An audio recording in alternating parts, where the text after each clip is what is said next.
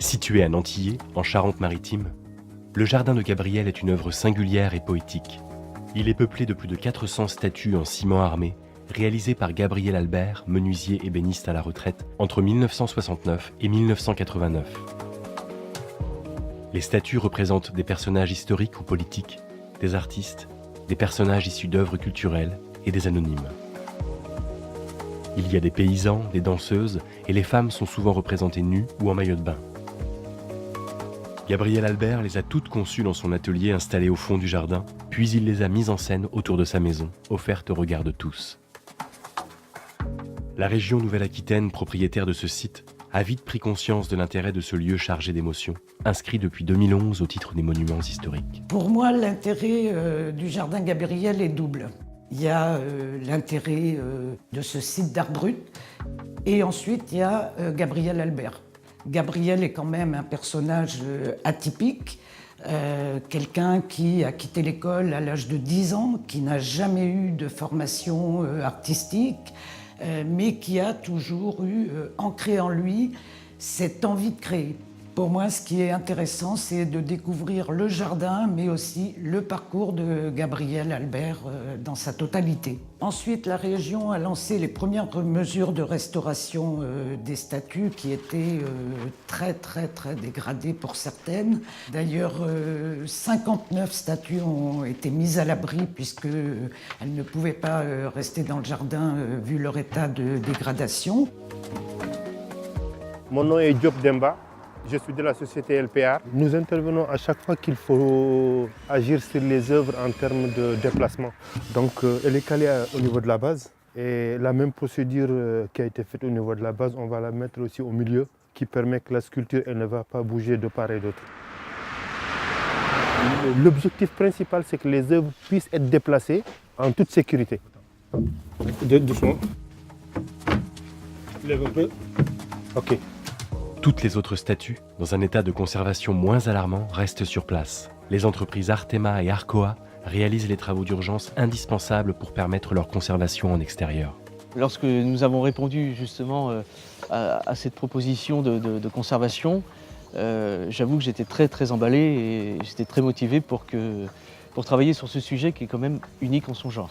La toute première chose qui était à réaliser dans le jardin de Gabriel, c'était de mettre en sécurité avant l'hiver beaucoup de pièces qui étaient vraiment en situation un peu périlleuse. La première chose a été de stabiliser un maximum de statues, donc refaire un peu les terrassements, remettre en place des calages. Pour certaines, c'était aussi de réaliser des étais, des protections qui permettraient ensuite de les transporter dans un lieu sûr.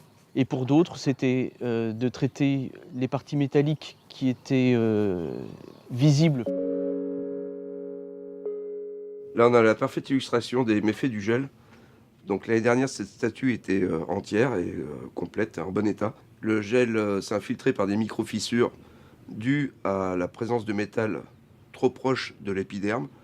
Du coup, le métal s'est dilaté et a fait éclater le ciment. Ici, il nous reste des résidus de doigts. Donc c'est pour ça que nous avons moisé pour faire une attelle finalement, de façon à stabiliser la main gelée, enfin les fragments qui restent.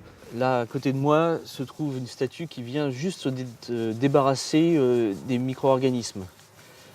Et il faut savoir que quand on est arrivé sur ce chantier, globalement, les statues étaient complètement recouvertes comme celle qui est au fond du jardin, derrière moi, complètement recouvertes de micro-organismes. Celles qui étaient sous les arbres étaient fortement couvertes de lichen, alors que celles qui étaient assez éloignées des arbres étaient plus contaminées par des micro-algues et parfois quelques champignons. Alors là, ici, on a tout un panel de micro-organismes. L'ensemble est complètement traité, ce qui fait qu'à présent, on va pouvoir l'enlever avec notre process de nettoyage. Donc là, on commence par humidifier tout ce qu'on peut humidifier sur la partie à nettoyer. Vraiment, l'idée, c'est d'enlever le maximum de cette biomasse.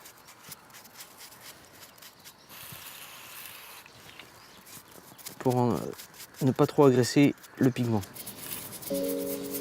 Statues et bustes ainsi traités et brossés, les équipes des ateliers Artema et Arcoa dressent un premier bilan autour de Ludovic Leroux.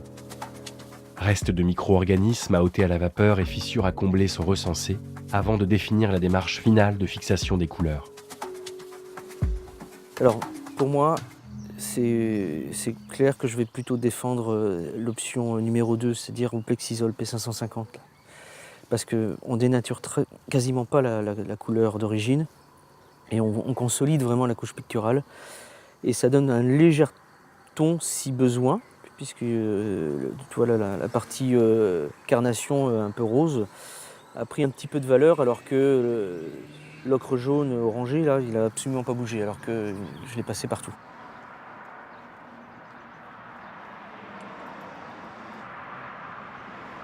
Alors là, j'applique le consolidant que je pense être le plus pertinent pour ces sculptures, et surtout pour consolider la polychromie.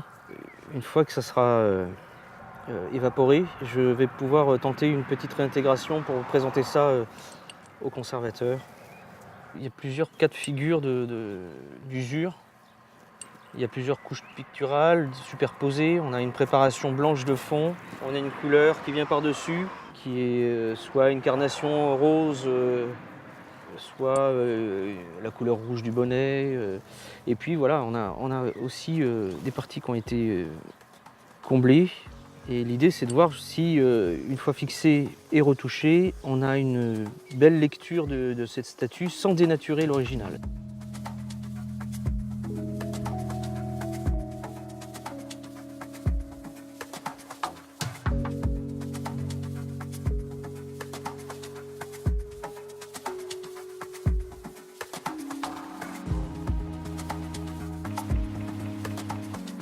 Le travail mené par les restaurateurs donne à voir un jardin de Gabriel considérablement ravivé. Les œuvres déplacées sont quant à elles conservées à l'abri des intempéries. Elles bénéficieront d'une restauration spécifique étant donné leur état de dégradation plus important. Là, pour l'instant, on a fait un travail de conservation. Il s'avère qu'une fois nettoyé, on retrouve de belles couleurs, on retrouve quand même un ensemble qui est très touchant, très chatoyant, même si les couleurs sont passées. Maintenant, il faut passer à d'autres étapes sur ce jardin. Une fois que la restauration va être finie, il faut envisager ce qu'on veut en faire. Qu'est-ce que devient le jardin? Est-ce qu'on l'ouvre au public? Est-ce qu'on en fait un centre d'interprétation? Toutes les questions que ça pose, l'installation d'un parking. Il est certain qu'il faut passer à d'autres étapes pour valoriser ce jardin.